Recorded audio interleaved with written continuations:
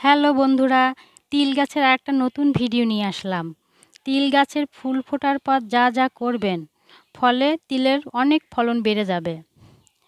ফুল ফোটার সময় তিল গাছে পর্যাপ্ত মাটির আর্দ্রতা থাকা জরুরি। অতিরিক্ত পানি নয়, মাটি যেন শুধু আর্দ্র থাকে তা নিশ্চিত করুন। বৃষ্টির পরে জমে থাকা পানি সরিয়ে ফেলুন। আগাছা ফুল ও ফলের বিকাশে বাধা দেয়, তাই আগাছা তুলে ফেলুন। দেখুন এই ক্ষেতটি কি সুন্দর আগাছা মুক্ত ক্ষেত। বিশেষ করে গাছের চারপাশ পরিষ্কার রাখুন। ফুল ফোটার সময় মৌমাছি বা পোকামাকড় পরাগায়নে সাহায্য করে।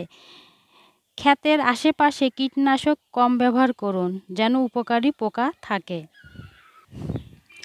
ফুল ও ফল ভালো হওয়ার জন্য যথাযথ টপ ড্রেসিং উপরি সার দিন, যেমন ইউরিয়া প্রতি শতকে 30 থেকে 40 গ্রাম বিভক্ত করে 2 দফায়।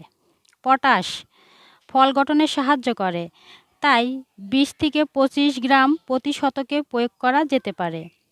জিঙ্ক ও বোরন দিলে ফুল ঝরা কমে ও ফলন ভালো হয়।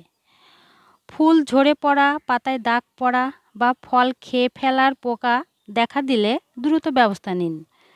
প্রয়োজন হলে অনুমোদিত জৈব বা রাসায়নিক কীটনাশক ব্যবহার করুন।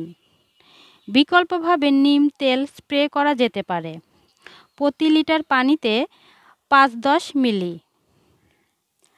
ফুল ফোটার পর গাছের গোড়ায় মাটি হালকা নরম করে দিন। গাছ শ্বাস নিতে পারে ও ফলন ভালো হয়। ফুল ফোটার 10-15 দিনের মধ্যে যদি গাছ ভালোভাবে সবুজ ও সতেজ থাকে, তাহলে ফলন ভালো হওয়ার সম্ভাবনা অনেক বেড়ে যায়। ভিডিওটি ভালো লাগলে অবশ্যই লাইক ও সাবস্ক্রাইব করবেন। ধন্যবাদ।